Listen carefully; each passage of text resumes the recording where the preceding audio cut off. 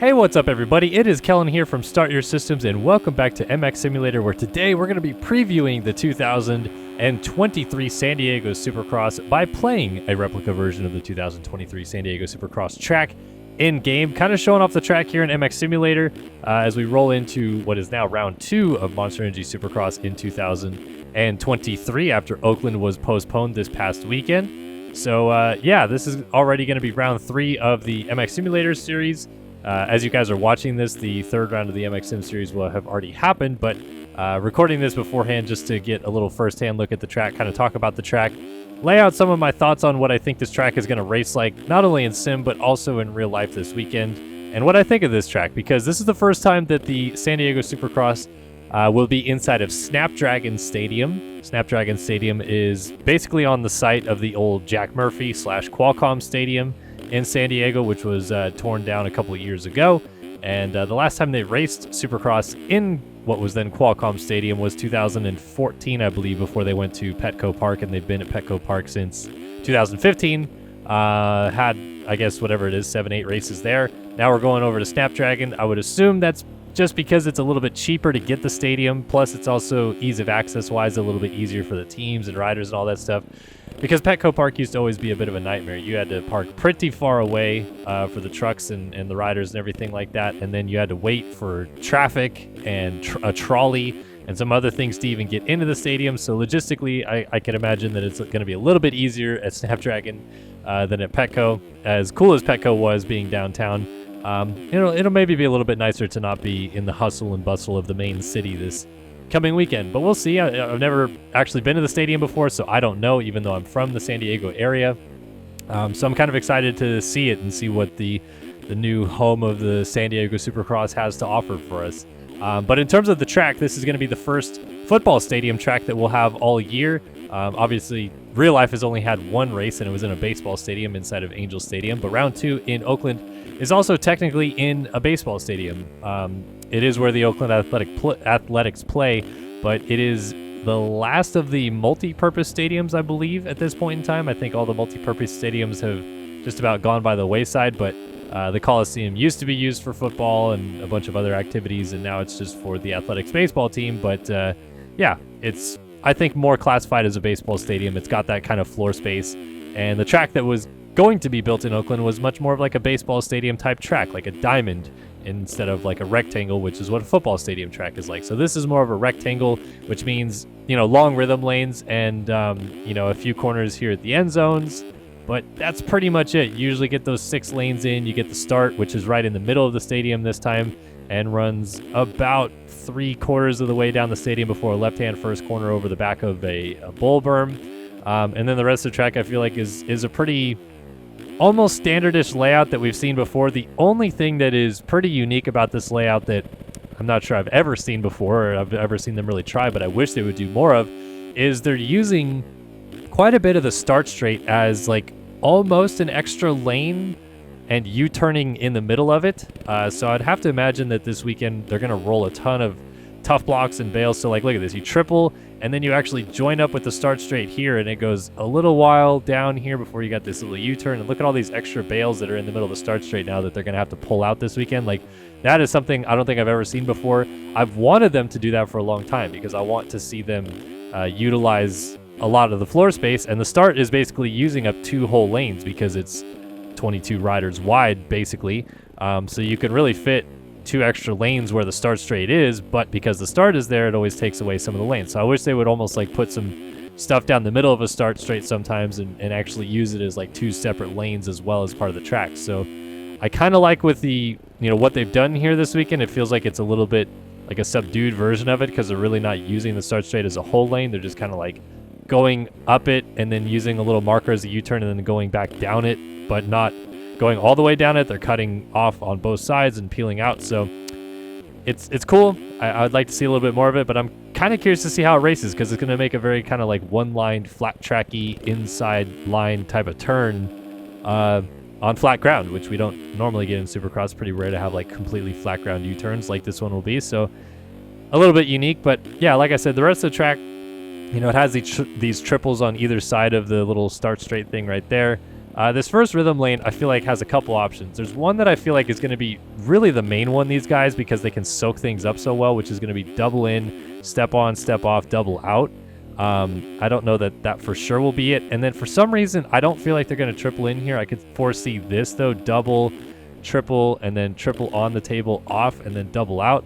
At this end, I feel like there's going to be an inside double, triple, double option personally, because while you can do some bigger lines in sim, the reality is that in real life, those guys always cut down things a little bit differently. They soak up jumps a little bit differently. The jumps themselves are usually built a little bit differently than what we have in MX Simulator. So while it's nice to think that they're going to pop a triple out of every single corner, in reality, it's pretty unlikely that they will not do that in every single corner. So you have to kind of almost look at it from a more realistic line perspective, and I feel like those are some more realistic lines that they're going to do. Now, there are the options to do some of the bigger lines, and I'll show those this time through, but I feel those are going to be more of the sim racing lines that we'll see raced in MX Simulator, but maybe not used or raced in real life. So like coming up to this one, you got this triple into this corner, the apex into this corner up here, and then you triple out of this one, and then you quad off of this table and single to the corner. Like, they might do that, but I don't necessarily see that being possible. Like, even Salt Lake City had a very similar section to it last year in sim where they were tripling in out of the corner, and in Salt Lake City they never once tripled in out of the corner. So that's what I'm saying, is like you always tend to see a little bit different stuff in real life. Like this corner, you know, come out of it, triple in, triple again, and then quad over this table into this back corner. Like, I don't think that's necessarily going to be an impossible line unless it's completely built differently, but I don't know that it's going to be a line that they use to race. It's always tough to say. And another thing to factor in this weekend is I've had numerous people on social media and other things hitting me up saying like, oh, is it going to be another mudder? I've heard so much rain is dumping in California. Well, now it's pretty much stopped. By the time that you're watching this video, it'll be pretty much dry for about 2 straight days in the San Diego area, and of course there's going to be 2 extra whole days before we even race.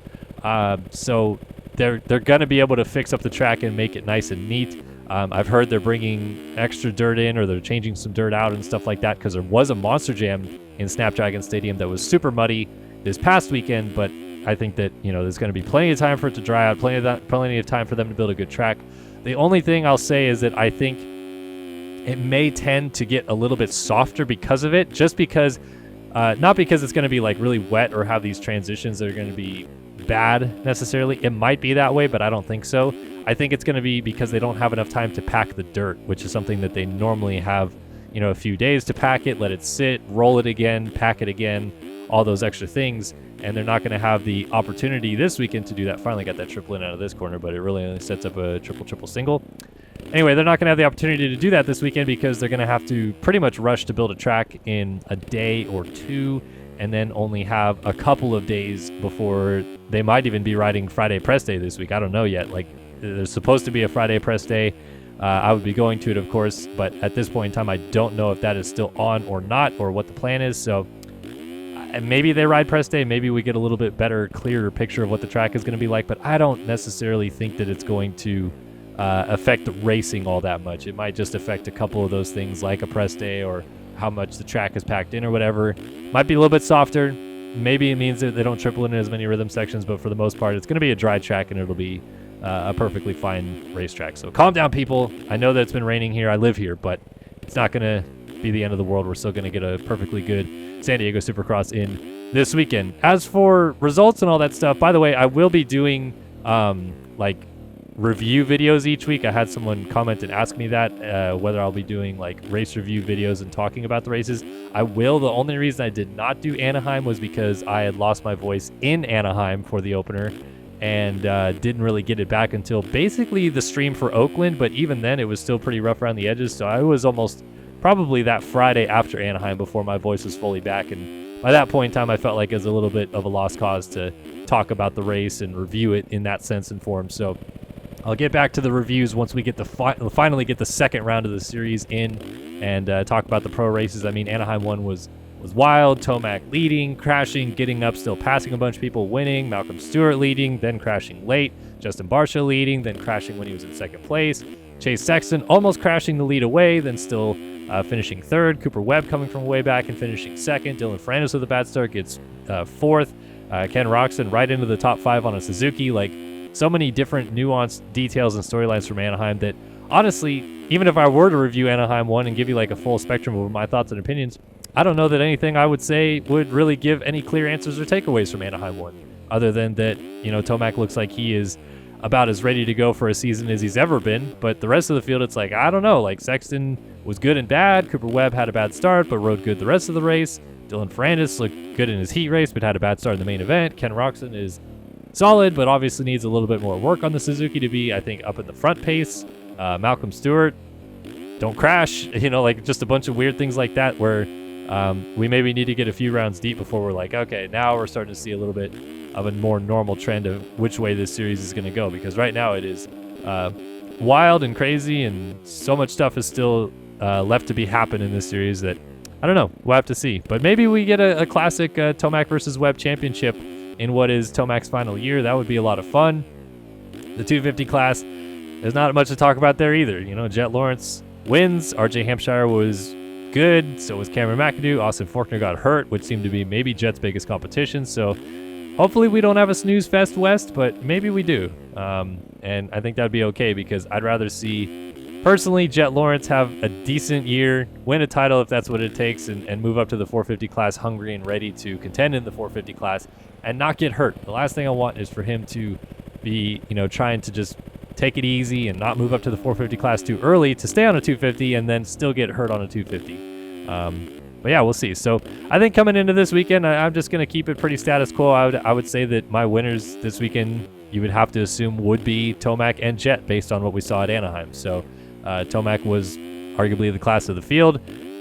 Leads, crashes, gets up, passes 4 dudes, and still wins. So I don't know how you say he's not. And then Jet Lawrence didn't look great all day in Anaheim, but still found a way to win and got the whole shot, or was right up in front in the main event and pulled away and won by 6-7 seconds and looked pretty comfortable doing so. So yeah, I think that you can't bet against those guys until they do something completely different than what they did at Anaheim, which was pretty much exactly what we expected for them to do. So I got Tomac and Jet this weekend. Would love to hear what you guys have to say in the comment section below. But this has been the San Diego Supercross track preview in MX Simulator, taking a look at round 2 now of Monster Energy Supercross in Snapdragon Stadium. If you guys have any more comments, questions, or concerns, please be sure to hit me up in the comment section below.